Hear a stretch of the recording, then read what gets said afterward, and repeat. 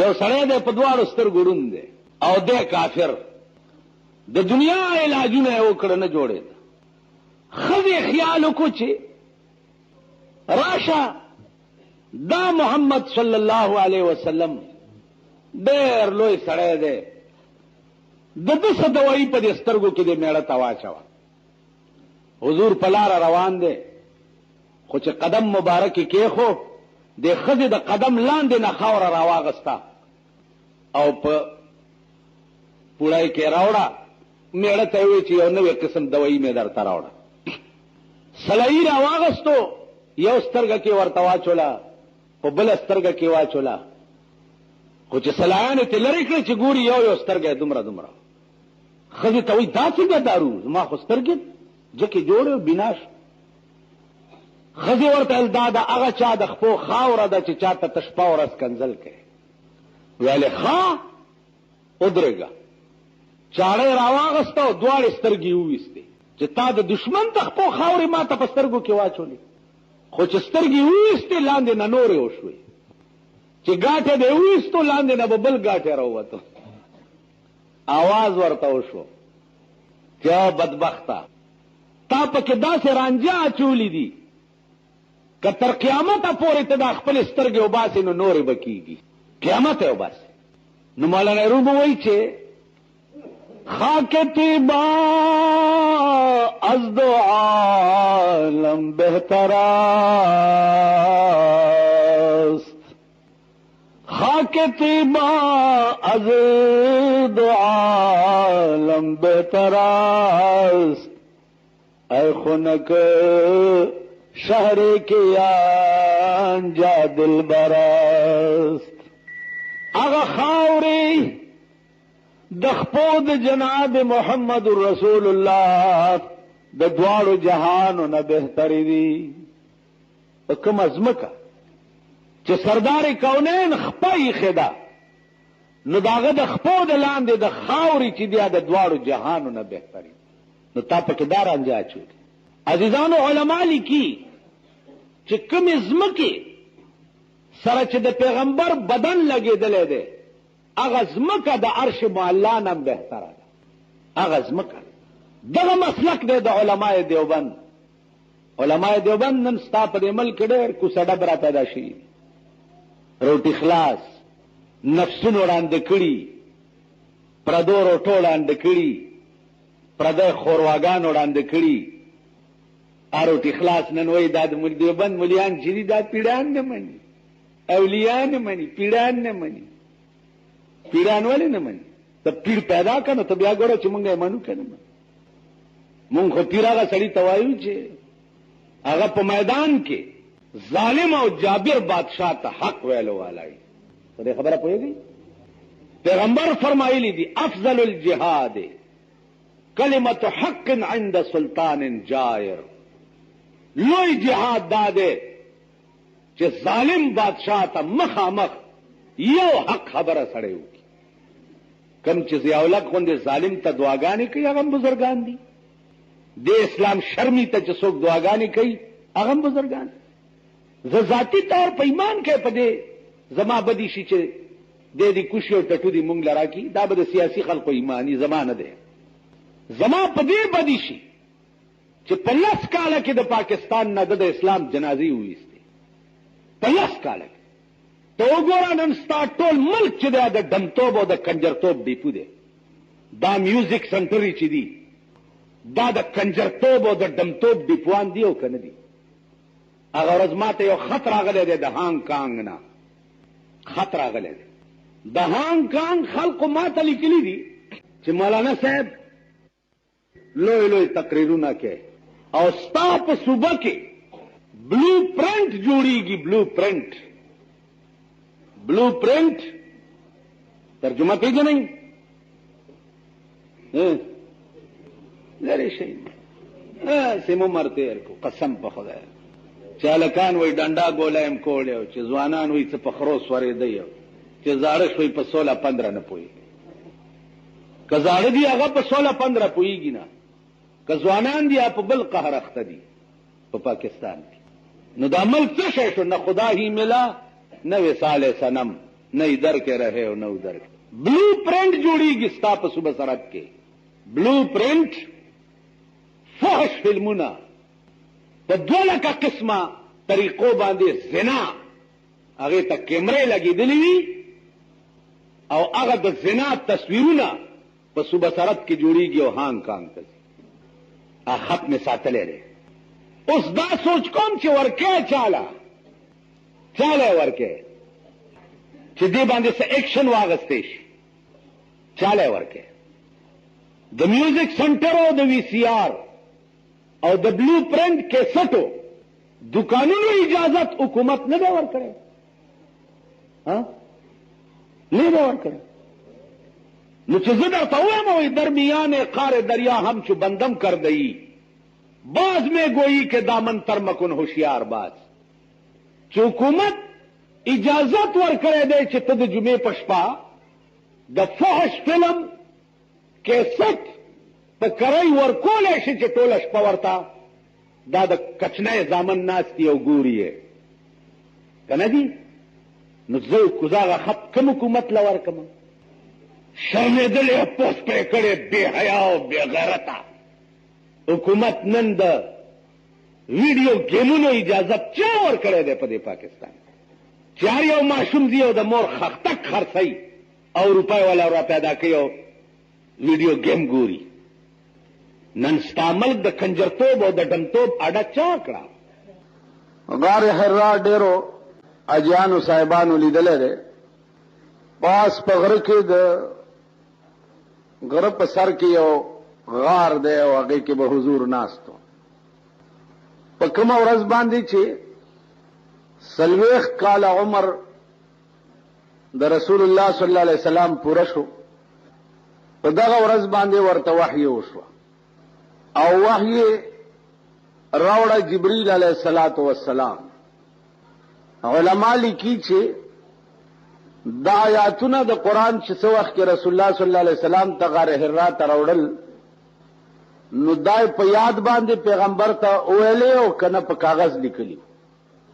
علما وایي چې دا 6 آیاتونه په کاغذ لیکلي گویا کې رسول الله صلی الله علیه وسلم ته جبرئیل راوړ او هغه لیکلي کاغذ داسې ورته وخود او بیا ورته جبرئیل وی چې اقرا داول ولا.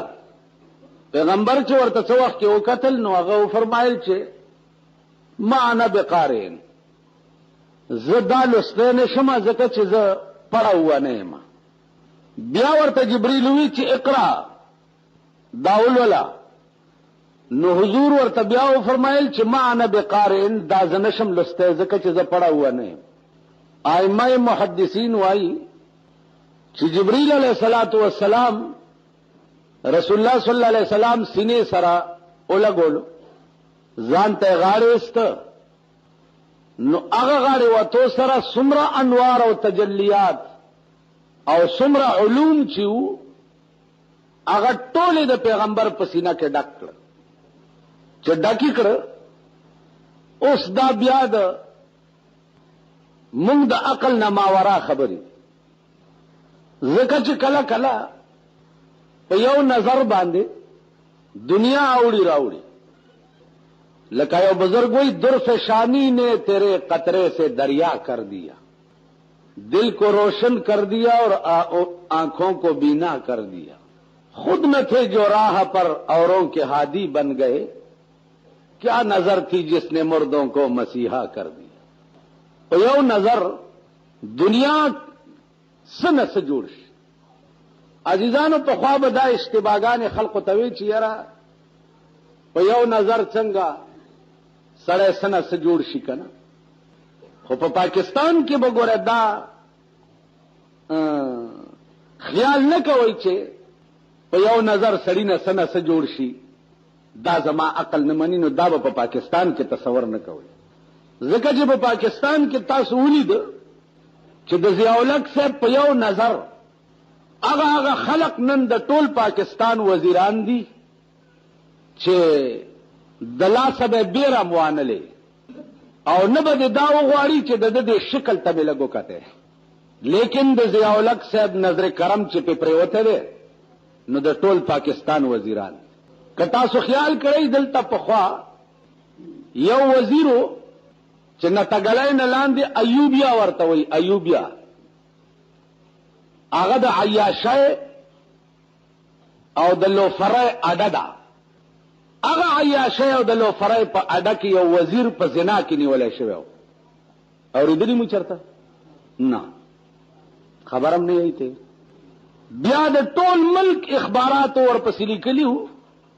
بیا ما په دې منبر ویلي وو چې ضیاء الحق صاحب مکې ته تللی دی، که ده کې ایمان وي نو دا د شریعت چغې چې دی وایي نو تمام پولیس او دا غځای خلق په گواه دي چې دې سړي دا کار کړی دی. نو په کار دا دی چې د حج نه راشي چې هغه شرعي رجم په جاری کی او دا خپله وینا رښتیا کی چې واقعي اسلام دی ته وایي. دا ما ویلي. هغه وزیر په دې الزام لرې کو چې تا زنا کړې ده. پرونه هغه وزیر بیا په وزارت کې واغستو، بس په صابون یې ووینځلو، پاک صاف شو او بزرگ شو. نو په پاکستان کې خو به دا تصور هم نه کوئ چې په یو نظر چا نه څنګه دومره لوی سړی جوړ شي.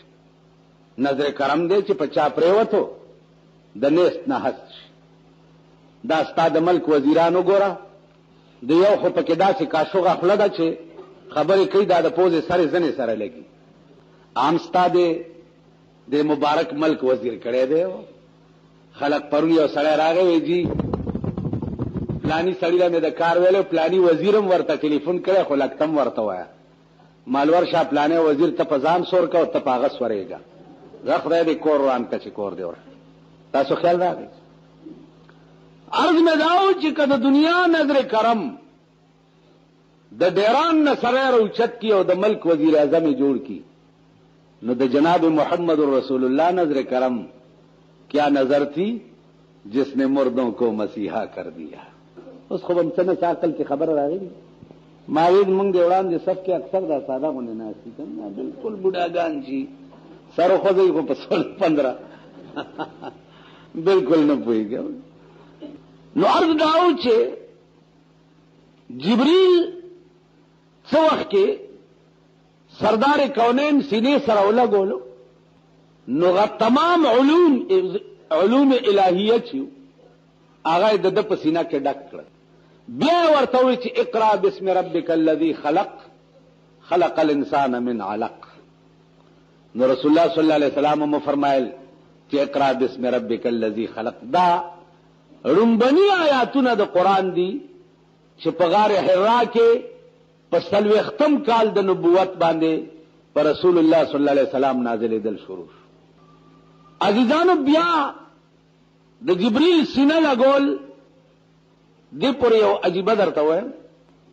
رسول الله صلی الله علیه وسلم سردار کونین سره روان دی، 80 صحابه دي ور سره، اوبه نشته. چې اوبه نشته نو حضرت علی ته وایي چې اوبه نشته چېرته اوبه پیدا کول. هغه صاحب د دې غره شاته یو چینه ده، اوس درته اوبه راوړم. د غره شاته چې حضرت علی لاړو هلته یو حبشي ولاړو مشک ډکولو. چې مشک ډکولو نو حضرت علی ورته وایي چې پس بدو گفتند میں خانن ترا. هغه حبشي ته وایي چې تا غواړي. هغه ورته ویل څوک؟ نو دی بیا ورته وایي چې پس بدو گفتند میں خانن ترا ای طرف فخر البشر خیر الورا.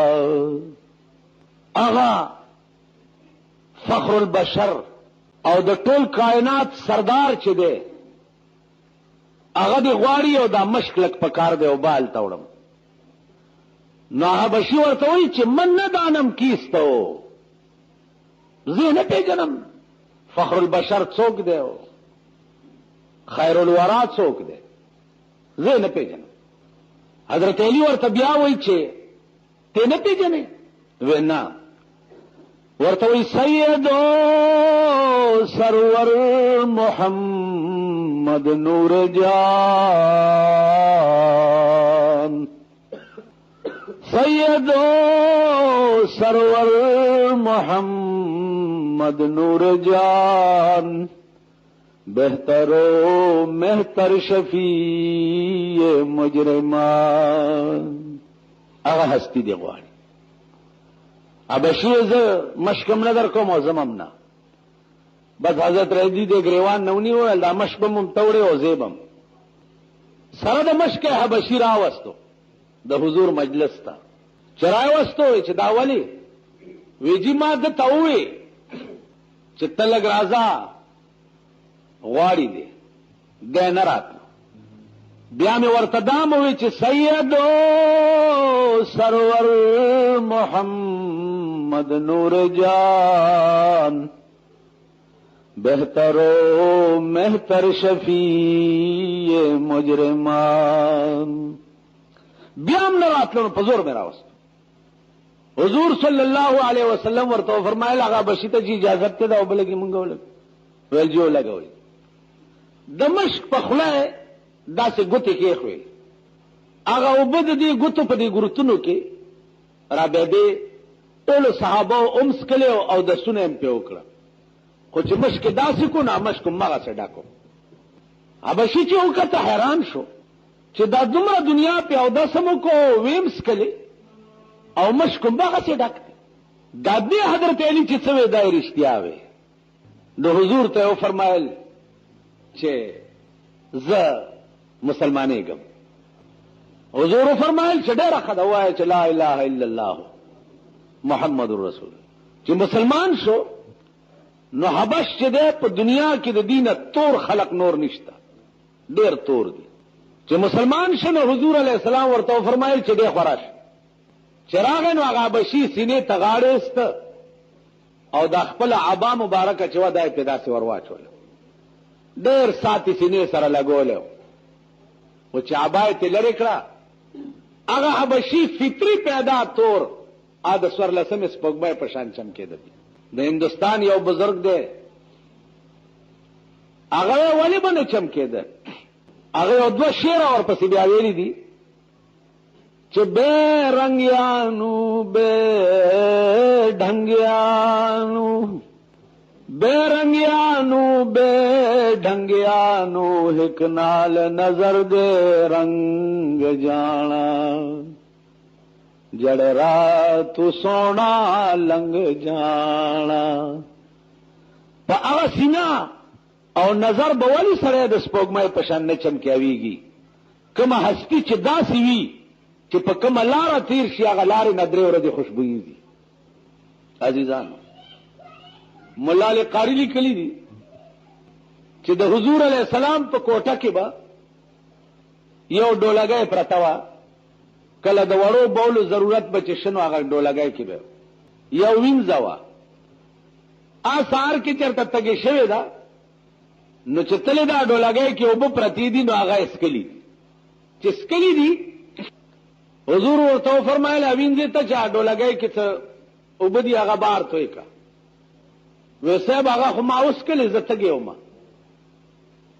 حضور ورته وې چې د خدای بندې پښتنه نه کوي او غلط کار دی دا د څوک علماء لیکي مولا قاری چې د هغه وینځه د اوو پښتنه به بیا د خلینه د مشک او د عنبر خوشبوئی راتله عزیزانو کوم بدن چې داسې وي چې د رسول الله صلی الله علیه وسلم په درش په تکاله عمر کې چر په بدن مچ نه وناس د په بدن به مچ نه کې ناستو ځکه چې مچ کینی سو وخت کینو متیازه کوي کوم ځای چې کینی الته وګوره تور داغ به جوړ شي نو د پیغمبر بدن ته مچ نه پرې خو قدرت مچ په نه وناس عرض می داو چې دا نظر ده کوم نظر چې قدرت جوړ کی هغه نظر د نیست نه سړی هست کی د نیست نه هست پلیت او مردار وي خو چې هغه نظر په پریوزي هغه نظر بیا د سړی نه ولی او بزرگ د زمانه جوړي. خدای د پاره اهل نظر خلق پکار. اهل نظر دا اوس کم پیرانو میرانو پسې چې تاسو ګرځئ کنه دا د جیبونو ګن کپان دي، دا اهل نظر نه دي. کم پیر چې شکرانه واغسته او دوا درته وکړه نو خدای دې کور دا پلار مران کدا دوا به پتا لګي څنګه. تاسو پوهیږئ په خبره؟ دعا هغه لګي چې بې لالچه درته څوک کی، بې تمې درته څوک کی. کومه دوا چې په پیسو وشوه هغه دوا نه لګي. نن اهل نظر نشتا. اهل نظر پیدا کړي بیا تماشا کوا چې ستا د ژوند نظام څه دی او ستا ژوند کې کوم قسم انقلاب راځي. زما عزیزانو اهل نظر بزرگان او اولیاء الله چې دي که درته وکړه ته به وګورئ چې ستا په ژوند کې کوم انقلاب راځي. بالکل به دې لیونی کی. اوس مونږه خو چې چاته وګورو که هغه خیم خراب شي که سلک ډېر خی اومم چې مونږ ته وګوري د اسلام نه مړه تور شي.